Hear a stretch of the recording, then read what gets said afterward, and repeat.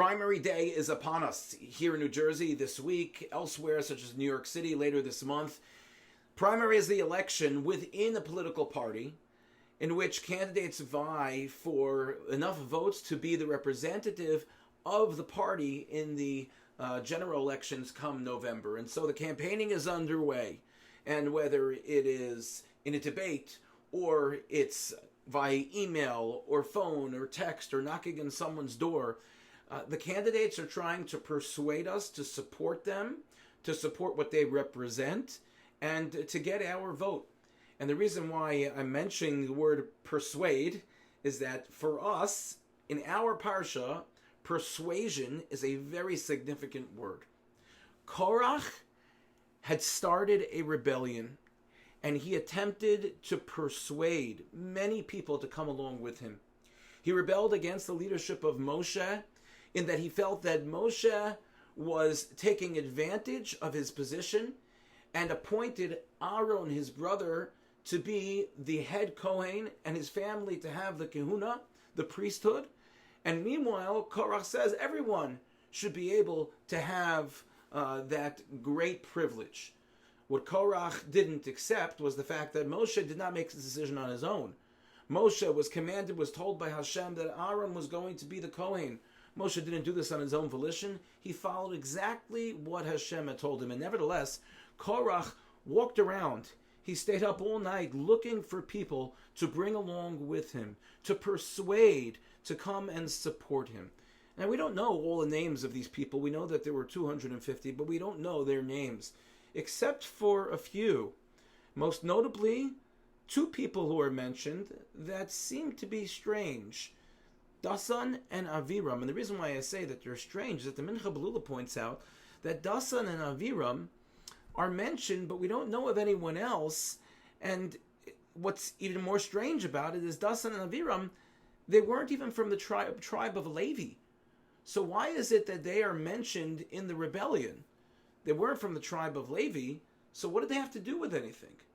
Well, perhaps we may think that maybe they were Bechorim, maybe they were firstborn.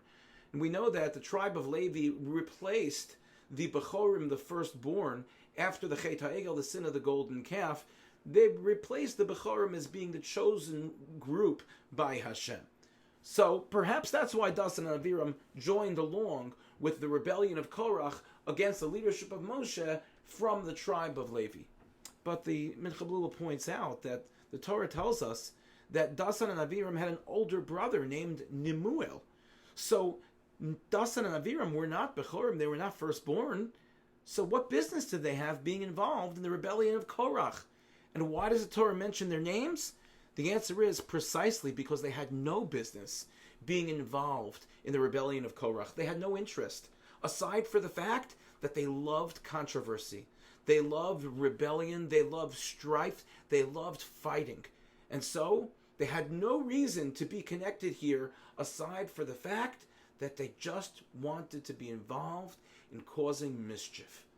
And for that, the Torah identifies them to teach us and to remind us that in our own lives, there come times where there are people who are in arguments, people who are in disagreements, people who are in quarrels, and when those things happen, there are times where people try to persuade others to come along with them, to assist them, to be on their side.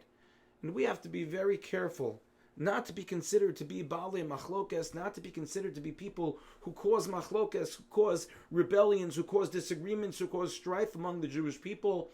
And certainly, while there are moments where we need to stand up and speak up for our values or for what we believe in, if we think that is not being respected, we have to also make sure that we're very careful when it comes to controversy by asking ourselves, are we able to be involved in a respectful fashion if we have the business being involved? Or is it that someone else just pulls us on board and we really have no business being involved in the first place?